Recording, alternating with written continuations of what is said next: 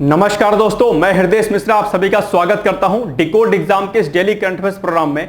कैसे हैं आप सभी लोग? आई होप आप सभी लोग अच्छे होंगे और अपनी पढ़ाई को बहुत ही बेहतर ढंग से कर रहे होंगे। देखिए, आज तारीख कौन सी है? आज तारीख हमारी है 26 जुलाई और आज की कुछ महत्वपूर्ण करंट अफेयर्स पर हम लोग चर्चा करें। उसके पहले आप लोगों से छोटी सी रिक्वेस्ट है कि प्लीज वीडियो को ज्यादा से ज्यादा शेयर कर दें और साथ ही साथ में आप लोग जो है लाइक का बटन जरूर प्रेस कर दीजिएगा, ताकि इससे जो है प्रॉपर तरीके से मुझे थोड़ा सा मनोबल मिलता रहे और चीजें बेहतर ढंग से होती रहें। आपको एक बात मैं बता दूं यहां पर कि अगर आपको पीडीएफ चाहिए होगा तो पीडीएफ के लिए आप लोग डिस्क्रिप्शन बॉक्स में दिए गए लिंक पर जो है आप लोग क्लिक करिएगा, यानी कि टेलीग्राम लिंक पर क्लिक करिएगा। वहां से डिकोड एग्जाम के टेलीग्राम चैनल को आप लोग सब्सक्राइब कर लीजिएगा, यानी कि इसको ज्वाइन कर लीजिएगा। वहां पर आपको डेली जो है नाइट में 9 बजे यानी कि 9 PM पे आपको इसी करंट अफेयर्स का पीडीएफ फाइल जो है आपको मिल जाया करेगा। ठीक है, एक बात। दूसरी महत्वपूर्ण बात यह है, मैं आपको एक अच्छी बात बता रहा हूं और वो ये कि आप लोग एक कॉपी बना लीजिए। क्या बना लीजिए? एक कॉपी बना लीजिए। कौन सी कॉपी आपको बनानी है? ध्यान से मेरी बात को सुनने का प्रयास करिएगा आप लोग। मैंने कहा है एक आपको कॉपी बनानी है। कॉपी का नाम आपको रखना है टास्क कॉपी करंट की, या आप इसको करंट अफेयर्स के नाम से भी बना सकते हैं, करंट अफेयर्स विथ टास्क। ठीक है, विथ क्या? टास्क। आप लोगों ने देखा होगा कि करंट पढ़ाते समय मैं आपको टास्क देता रहता हूं कि ये आपको करना है, ये आपको करना है, ये आपको करना है। यानी कि जो मैं टास्क आपको डेली देता हूं उन टास्कों को आप लोग अपनी कॉपी में नोट डाउन करते जाइएगा। इसका बेनिफिट क्या होगा? इसका बेनिफिट यह होगा कि आपकी जो करंट अफेयर्स है वो तो आपका प्रिपेयर होता रहेगा, साथ साथ में आपका जो जीएस का एक सेक्शन है आपका वो प्रिपेयर हो जाएगा। और जीएस के सेक्शन में ये पॉइंट आपका ध्यान रखिएगा कि प्री भी आपका प्रिपेयर होगा और साथ ही साथ में मेंस भी आपका प्रिपेयर होगा, क्योंकि मैं आपको बताता रहता हूं कि इस पर्टिकुलर टॉपिक से प्री में प्रश्न कैसे पूछेगा, मुख्य परीक्षा में पीसीएस में कैसे प्रश्न पूछेगा, निबंध पीसीएस में और आरओ में कैसे पूछेगा, कहां से एसए का निबंध जो टॉपिक बन सकता है। ये सारे बिंदु जब आप एक कॉपी में नोट डाउन करोगे तो आपको निश्चित तौर पर आपको बेहतरीन फायदा मिलेगा, जबरदस्त फायदा मिलेगा। बस शर्त इतनी सी है कि आप मेरे द्वारा बताई गई बातों पर थोड़े दिन के लिए ट्रस्ट कर लीजिएगा, एग्जाम तक के लिए ट्रस्ट कर लीजिएगा, और उसके बाद जब आप एग्जामिनेशन हॉल में बैठोगे तो फिर जो ये आप मेहनत करोगे टास्क वाली जो आप कॉपी बनाओगे, जो मैं कहता रहता हूं कि आप इसको प्रिपेयर कर लीजिए, इसको अपने कॉपी में नोट डाउन किया करते रहेंगे। अगर आप इसको नोट करेंगे डेली टू डेली तो क्या होगा, आपके पास एक बहुत बेहतर नोट्स बन जाएगा, प्री प्लस मेंस दोनों का इकट्ठा। ये आप ध्यान रखिएगा। और अगर पीसीएस पे फोकस आपका होना चाहिए आपको एनी हाउ, तो आपको मुख्य परीक्षा में आंसर के लिए कोई दिक्कत नहीं होगी। और इसके अलावा एक कॉपी आप लोग और बना लीजिए, किसकी? मुख्य परीक्षा यानी कि मेंस की, जहां पर मैं आपको क्वेश्चन आंसर देता, मतलब क्वेश्चन देता हूं कि ये क्वेश्चन का फ्रेमिंग आपको करनी है घर पे।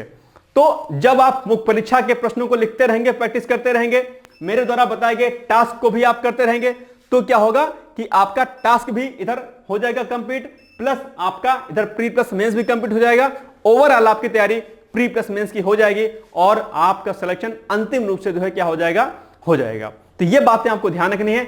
आज ही जो है मार्केट जाइए, 2 कॉपी लेके आइए, एक मुख्य परीक्षा आंसर राइटिंग के लिए, दूसरा टास्क के लिए, जो मैं आपको बीच बीच में बताता रहता हूं। ठीक है, ये बातें हो गई जो हमने आपको बताई, ये बहुत ही क्या है, महत्वपूर्ण है आपके एग्जाम के लिए। ठीक है, चलिए अब हम आते हैं आज के टॉपिक पर और देखते हैं कि क्या कुछ टॉपिक्स है। और उसके पहले हम लोग दरअसल रिवीजन करते हैं लास्ट डे का। तो पॉइंट क्या है हमारे पास रिवीजन के लिए कि हाल ही में डॉक्टर कादम्बिनी गांगुली का निधन हो गया है। उनका जन्म बेसिकली कहां पर हुआ था? तो इसका उत्तर क्या हो जाएगा? बिहार हो जाएगा। और इनके बारे में हमने कल आपको डिटेल्स में बताया था कि क्या कुछ जो है प्रतिभाएं इनके भीतर थी और क्या कुछ जो है कार्य इन्होंने देश के लिए, समाज के लिए क्या किया। ठीक है, इसके अलावा हमने बताया था कि जो डॉक्टर कादम्बिनी है वो भारत में शिक्षित भारत की पहली महिला डॉक्टर के रूप में उनके नाम ये जो है खिताब हासिल है उनको। ठीक है, चलिए दूसरा, हाल ही में सरकार के द्वारा पोर्टल यूविन लॉन्च किया गया है। इसका संबंध किससे है? तो ये बच्चों के टीकाकरण से है, यानी कि इसमें जो है जच्चा और बच्चा अर्थात मां और बच्चे दोनों के टीकाकरण के बारे में डिटेल्स जानकारी यहां से आपको मिल जाया करेगी। इसके अलावा लाओस के उत्तर में स्थित कौन सा देश है? तो वो है आपका चीन है। इसके बारे में हमने आपको डिटेल्स में कल बताया था। नेक्स्ट है, हाल ही में किस देश के द्वारा पशु स्वास्थ्य आपातकाल घोषित किया गया है? तो वो देश कौन सा है? ब्राजील है। ठीक है, ध्यान रखिएगा। इसके अलावा हाल ही में किस राज्य द्वारा सकल पर्यावरण उत्पाद अर्थात जीईपी को लॉन्च किया गया है। तो वो आपका सुंदर सा प्यारा सा स्टेट क्या है? उत्तराखंड, जहां पर आप लोग घूमने जाते हैं और फिर वहां पर पॉल्यूशन भी करके आते हैं। ठीक है, यानी कि बहुत ज्यादा प्रदूषण करके आते हैं। कल मैंने आपको समझाया था कि किसी भी देश में किसी भी अगर राज्य में आप घूमने जाइए तो वहां पर आप लोग जो है इन सारे मुद्दों पर अर्थात पर्यावरणीय मुद्दों पर आप विशेष गौर कीजिए। वहां पर कुछ ऐसी गंदगी, कुछ ऐसा चीज ना करिए कि जिससे जो है वहां पर जो है चीजें दिक्कत कर जाएं। ओके, नेक्स्ट है, हाल ही में भारतीय फुटबॉल टीम के मुख्य कोच कौन बने हैं? तो वो बने हैं मनोलो मार्केज, ध्यान रखिएगा। नेक्स्ट है, हाल ही में अंतरराष्ट्रीय ओलंपिक समिति के कार्यकारी बोर्ड ने किसे ओलंपिक अभियान में उत्कृष्ट सेवा देने के लिए ओलंपिक ऑर्डर से सम्मानित करने का फैसला किया है? तो वो है अभिनव बिंद्रा, ध्यान रखिएगा। इसके अलावा ग्रीन क्लाइमेट फंड की स्थापना हुई थी, कब हुई थी? तो ये हुई थी वर्ष 2010 में। ये हो गया हमारा पिछले दिन का क्या रिवीजन। और अब हम आते हैं आज के महत्वपूर्ण करंट अफेयर्स पर। और उसके पहले लास्ट डे हमने आपसे वीडियो के अंत में एक प्रश्न पूछा था जिसका उत्तर आप लोगों ने दिया था। सभी लोगों ने इसका उत्तर बेसिकली क्या किया था? सही दिया था। चलो, प्रश्न क्या था कि वायुमंडल में प्रकाश के प्रसारण का मुख्य कारण क्या है? यानी कि जो स्कैटरिंग होती है उसका बेसिकली रीजन क्या है? तो वो इसका रीजन क्या होता है? यानी कि एनवायरमेंट में जो लाइट होता है उसके स्कैटरिंग का जो रीजन होता है वो बेसिकली क्या होता है? डस्ट पार्टिकल्स होता है, यानी कि धूल कण। यानी कि ऑप्शन नंबर बी क्या हो जाएगा? इसका राइट आंसर हो जाएगा। ठीक, चलिए आगे बढ़ते हैं हम लोग। और अब हम देखते हैं कि आज का पहला प्रश्न कौन सा है। पहला प्रश्न है कि धारा 370 हटने के बाद जम्मू कश्मीर में विदेशी पर्यटकों की जो संख्या है उसमें कितने गुने की वृद्धि हो गई है? कितने गुने जो पर्यटक वहां पर अब जाने लगे हैं? तो इसका जो सही ऑप्शन होगा वो हो जाएगा आपका ऑप्शन नंबर ए, अर्थात 2.5 गुने की दरअसल क्या हुई है? वृद्धि हो गई है। कब से? जब से धारा 370 हटी है। ये अपने आप में भारत के लिए क्या है? एक अच्छी खबर है। आइए इसको हम लोग देखते हैं पॉइंट्स के फॉर्म में। तो धारा 370 हटने के बाद जम्मू कश्मीर में विदेशी पर्यटकों की संख्या में 2.5 गुना यानी 2.5 गुने की क्या हुई है?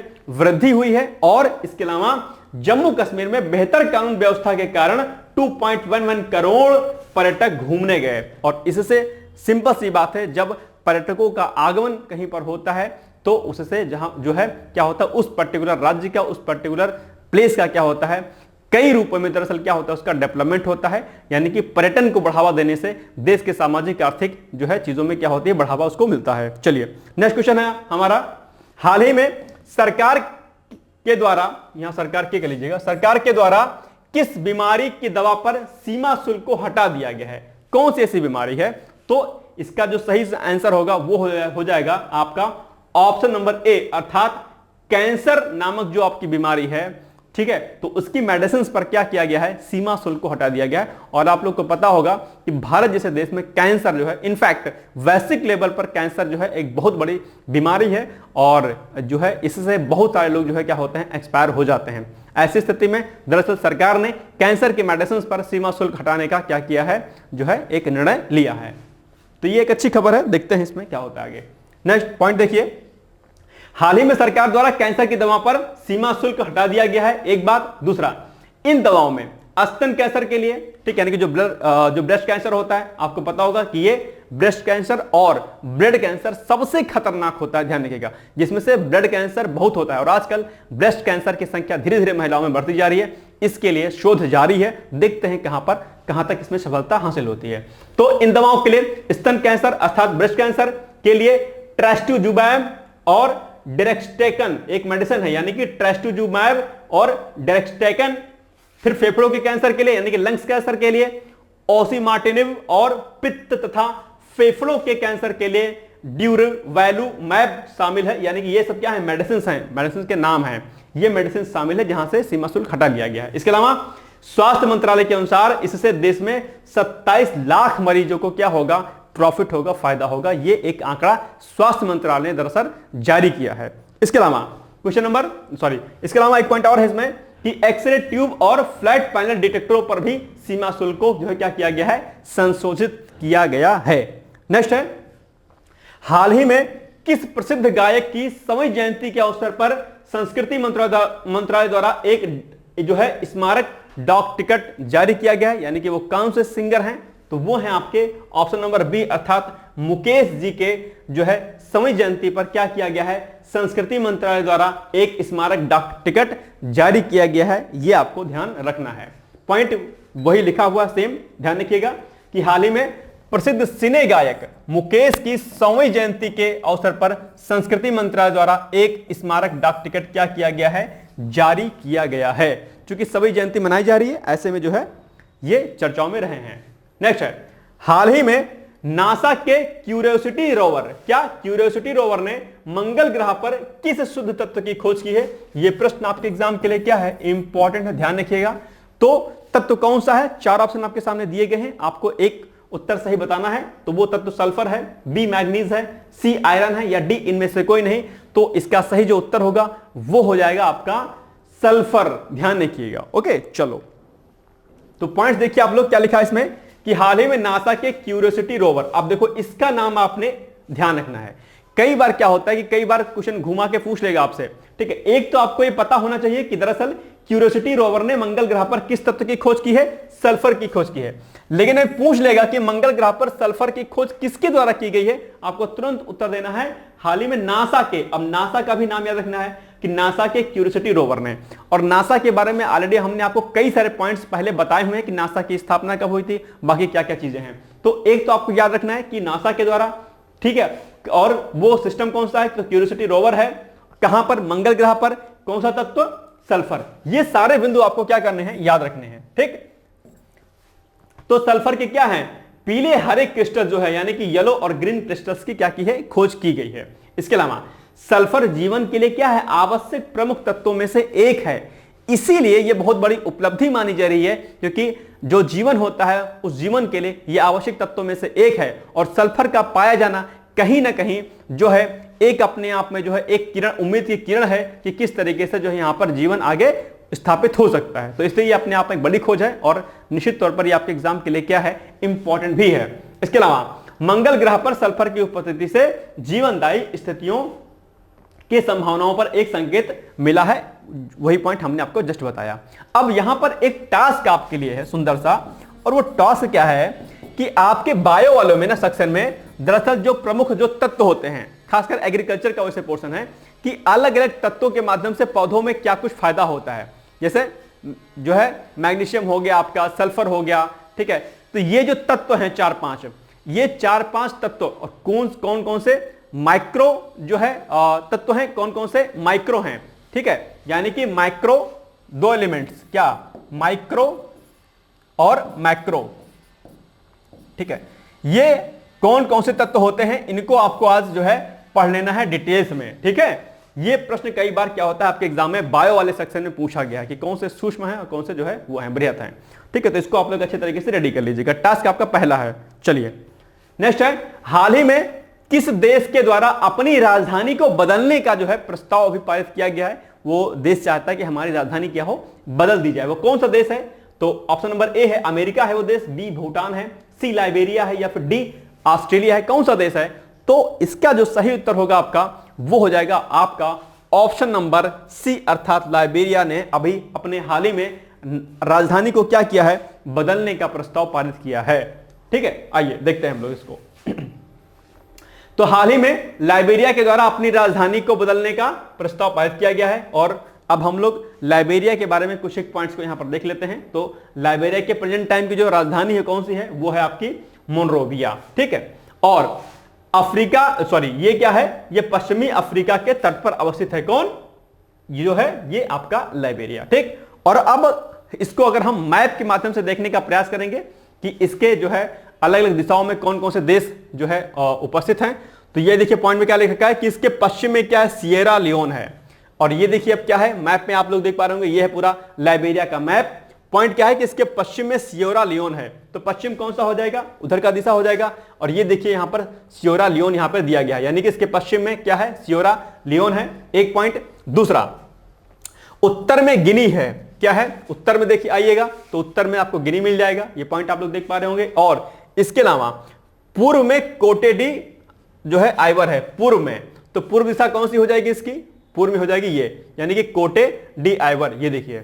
तो ये आप मैप देख पा रहे होंगे, और मैप के माध्यम से आप पड़ोसी देशों को इसके अलग अलग देख सकते हैं। कई बार जो देश चर्चाओं में रहता है उस देश में क्या कुछ चीजें फेमस हैं, क्या कुछ खास है, उसके बारे में पूछ लेता है। साथ ही साथ में उसके जो पड़ोसी देश हैं, यानी कि उस देश के अगल बगल और कौन से देश हैं, ऐसे प्रश्न आपके एग्जाम में पूछ लेते हैं। तो मैपिंग के माध्यम से आप इसको समझने का प्रयास किया करिए। और एक दिन हमने आपको समझाया था कि अगर आप भारत के बारे में कुछ पॉइंट्स को पढ़ रहे हैं तो मैप लेके आइए, बड़ा सा आपने वॉल पर उसको लगा लीजिए, दीवार पर लगा लीजिए, और उसी मैप में जो है आप हर स्टेट के बीच बीच में जो भी स्टेट लिखे होते हैं और जो स्पेस होता है उसी में आप उसके बारे में लिख लें कि इतने यहाँ पर नेशनल पार्क है, ये यहाँ के राज्यपाल हैं, ये यहाँ के मुख्यमंत्री हैं, यहाँ पर लोकसभा की सीटें इतनी हैं।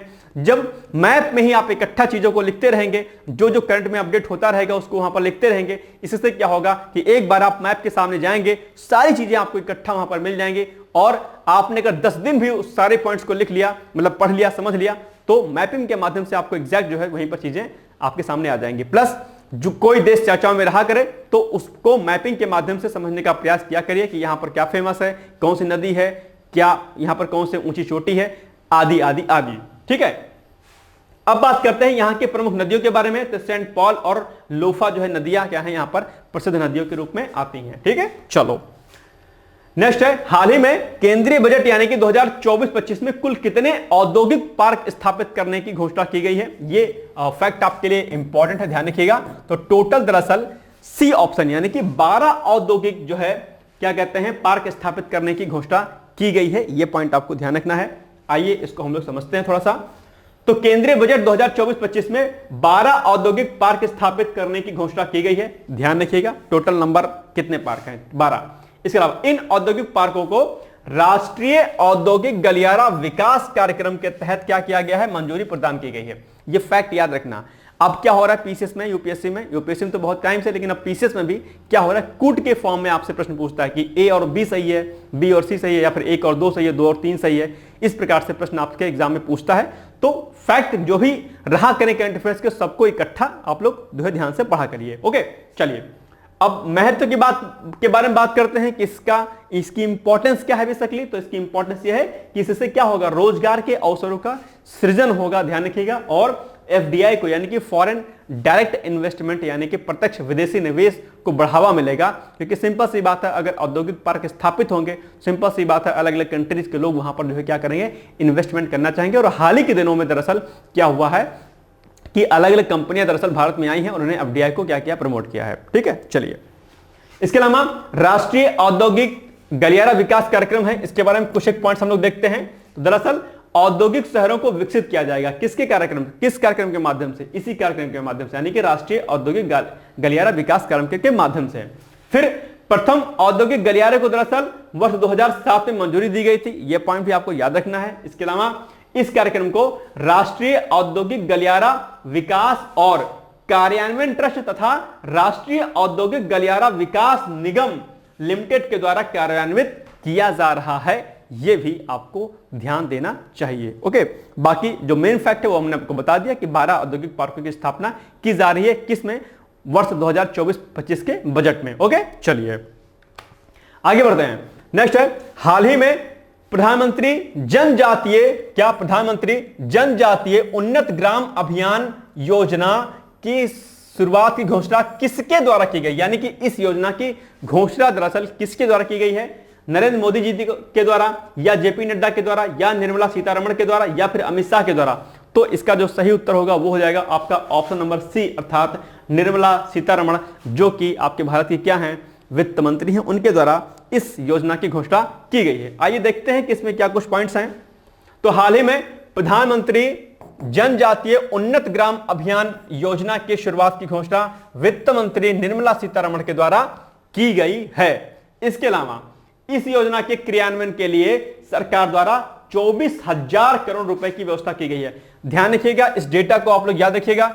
कई बार क्या होता है कि जो बजट में मुख्य जो योजनाएं होती हैं, उन योजनाओं के लिए सरकार ने कितने रुपए की फंडिंग की है, ऐसा प्रश्न आपके एग्जाम में कई बार पूछा गया। जैसे मनरेगा को लेकर कई बार प्रश्न पूछा गया आपके एग्जाम में कि मनरेगा में कितनी फंडिंग की जाती है। आपको पता होगा कि इस समय सबसे बड़ी योजनाओं में मनरेगा योजना ही है जिसमें सबसे ज्यादा फंडिंग की जाती रही है। ओके, इसके अलावा वर्ष 2023 में कमजोर आदिवासी समूहों के सामाजिक आर्थिक विकास के लिए प्रधानमंत्री जनजातीय आदिवासी न्याय महाअभियान की शुरुआत की गई थी। तो ये 2023 में शुरुआत की गई थी और 2024 में दरअसल अभी ये वाली योजना शुरुआत की गई है। ओके, यानी कि प्रधानमंत्री उन्नत ग्राम अभियान योजना। ठीक है, दोनों ही योजनाएं आदिवासियों की समृद्धि के लिए, उनके विकास के लिए हैं, बनाई गई हैं। दोनों ही योजनाएं जो है कार्यान्वित की जा रही हैं। ओके, चलिए आगे बढ़ते हैं हम लोग।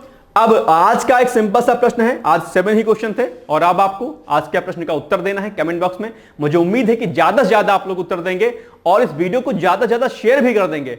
कई बार हमारे पास कमेंट आए हैं कि वो शेयर करते हैं, मैं आपसे और उम्मीद करता हूं कि जो भी लोग अभी तक शेयर नहीं करते हैं, प्लीज अगर आप लोग 2-2, 3-3 लोगों को भी अब वीडियो को शेयर करेंगे तो इसका बेनिफिट दरअसल बहुत लोगों को मिलेगा। और खासकर आप लोग जो सिविल सर्विसेज की तैयारी कर रहे होंगे, खासकर पीसीएस की तैयारी कर रहे होंगे, उनको ये वीडियो जरूर भेजिएगा। और आरओ के लिए तो ये ऑलरेडी है ही है इंपॉर्टेंट। ओके, तो क्वेश्चन क्या है आपसे कि संविधान के किस अनुच्छेद के अंतर्गत संघ की कार्यपालिका शक्तियां राष्ट्रपति में निहित होती हैं? कौन सा वो आर्टिकल है कि जिसके अंतर्गत क्या है, जो भी कार्यपालिका शक्तियां होती है राष्ट्रपति के अंदर क्या होती हैं, निहित होती हैं। और यह भी प्रश्न हमने आपसे एक दिन पूछा था कि कार्यपालिका शक्तियां किसमें निहित होती हैं, तो राष्ट्रपति में निहित होती हैं। लेकिन अगर राष्ट्रपति में निहित होती हैं तो किस आर्टिकल के तहत निहित होती हैं, आज आपको यह बताना है। तो आर्टिकल 51 या आर्टिकल 52 या आर्टिकल 53 या आर्टिकल 54, आपको एक आंसर इसमें से सही बताना है। उम्मीद करता हूं कि आप इसका उत्तर सही बताएंगे। नहीं आता होगा गूगल पे सर्च करिएगा। मैं कई बार कहता हूं कि जब चीजों को आप गूगल पर सर्च करते हैं तो एक चीज को सर्च करने के साथ आपको कई अन्य चीजों में फायदा इसका मिलता है। ठीक है, चलो तो कमेंट जरूर करिएगा। नेक्स्ट है मुख्य परीक्षा के लिए प्रश्न है आपके सामने कि हाल ही में सरकार के द्वारा जनजातियों के सशक्तिकरण के लिए कौन सी योजनाओं को चलाया जा रहा है, विस्तार पूर्वक समझाइए। यानी कि जनजातियों के विकास के लिए कौन कौन सी योजनाएं हैं। तो 2 योजनाएं तो हमने आपके सामने ही रख दी हैं, आज इनको लिख दीजिएगा और बाकी जो है अलग अलग चीजों के बारे में आप यहां पर मेंशन कर सकते हैं। ठीक है, तो ये हो गया आज का हमारा महत्वपूर्ण वीडियो। और इसके लिए भी आप कॉपी 2 बना दीजिएगा, कॉपी 2 इसके लिए, यानी कि जो मैं आपको प्रश्न देता हूं मेंस के, इसके लिए कॉपी बनाइएगा और यहां पर इन सारे बिंदुओं को नोट डाउन करते रहिएगा। पीसीएस वालों से मेरी रिक्वेस्ट है कि इसकी प्रैक्टिस अभी फिलहाल कम से कम जुलाई तक तो आप लोग कर लीजिएगा। अगस्त के बाद मत करिएगा, अगस्त के बाद बस क्वेश्चन को नोट डाउन करते रहिएगा। हाँ, जिनका फोकस वर्ष 2025 पीसीएस पर होगा वो लोग लगातार इसकी प्रैक्टिस करते रहेंगे, वो लोग ब्रेक नहीं करेंगे। लेकिन जो 2024 में प्री दे रहे हैं, उनका फोकस 2024 में है, वो लोग जुलाई माह के बाद प्रश्नों को नोट तो करिएगा लेकिन उसको लिखिएगा नहीं, लिखिएगा एग्जाम के बाद, प्री के बाद। ओके, लेकिन 25 में दे रहे हैं वो लोग प्रैक्टिस लगातार करते रहेंगे। बाकी आरओ वालों तो जो भी अपना कर ही रहे होंगे। आरओ वालों के लिए अब कल से हम एसए भी देंगे, यानी कि मुख्य परीक्षा का प्रश्न देंगे और उसके साथ साथ में एसए का भी टॉपिक देते रहेंगे। एसए में क्या कुछ लिखना है यह भी मैं आपको बताता रहूंगा। एक अच्छा निबंध कैसे लिखें इस पर भी ऑलरेडी एक वीडियो बना दिया गया है, वो वीडियो भी आप लोग देख सकते हैं। वीडियो सेक्शन में जाइएगा, वहां पर आपको मिल जाएगा। ओके, तो फिर मिलते हैं कल। तब तक आप लोग पढ़ते रहिए, मस्त रहिए, व्यस्त रहिए। जो बातें हमने बताई हैं वो आप लोग करिएगा। आज ही जाकर के शाम तक जो है अपना प्रॉपर तरीके से कॉपीज को लेकर के उसमें सारी चीजों को नोट डाउन करना शुरू कर दीजिएगा। ठीक है, मिलते हैं कल, तब तक के लिए जय हिंद, जय Bharat. Thank you so much, bye bye, take care, all the best.